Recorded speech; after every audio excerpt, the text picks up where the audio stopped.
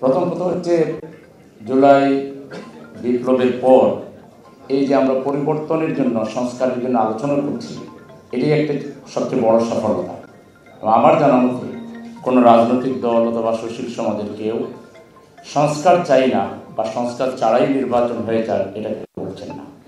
ভিতরে ভিতরে অনেক কিছু থাকতে পারে, হয়তো কেউ নিয়ে সংস্কার না করে নির্বাচন দিয়ে দিলেই ভালো এমনও মনোভাব থাকতে পারে, কিন্তু প্রকাশ্যে তো অন্তত কেউ এটা বলার সাহস রাখেন না। এবং একটা উল্লেখযোগ্য সংস্কার করা ছাড়া এদেশের নির্বাচন জনগণ মেনে নেবে না। যেন একটা নির্বাচন এদেশের জনগণের প্রত্যাশা নয়। নাম্বার 1 হলো এটা।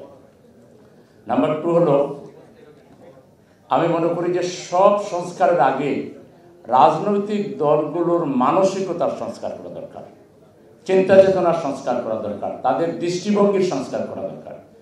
রাজনৈতিক দলগুলোতে ডেমোক্রেসি প্র্যাকটিস করা দরকার।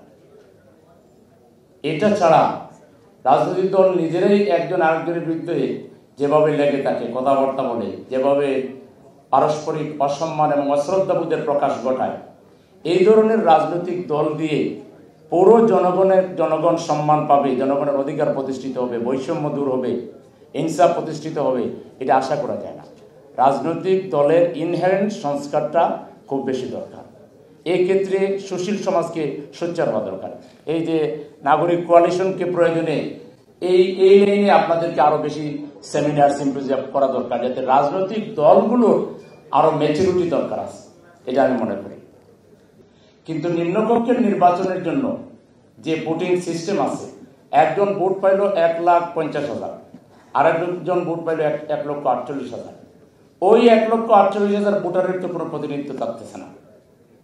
তাছাড়া প্রপোর্শনাল সিস্টেম যদি হয়, তাহলে নির্বাচনে যে কালো টাকার ছড়াছড়ি হয়, এখানে যে গুন্ডা দিয়ে সেন্টার দখল করার চেষ্টা করা হয়, এবং এমপি যে তিনি দাপট কাটানোর চেষ্টা করেন, এই বিষয়গুলো সহজেই আমরা দূর করতে পারি। সেই জন্য জামাত ইসলামের পক্ষ থেকে আমরা প্রপোর্শনাল রিপ্রেজেন্টেশনের পিআর এর কথা বলেছি। এইটা এই নাগরিক কোয়ালিশনও বলছেন না, এটা আমাদের ঐক্যমত্য কমিশনের পক্ষ থেকে কোনো প্রস্তাব নাই। মূল জায়গায় সংস্কার না করে উপরে আপনি যত প্রলেপ দেন কোনো লাভ হবে না।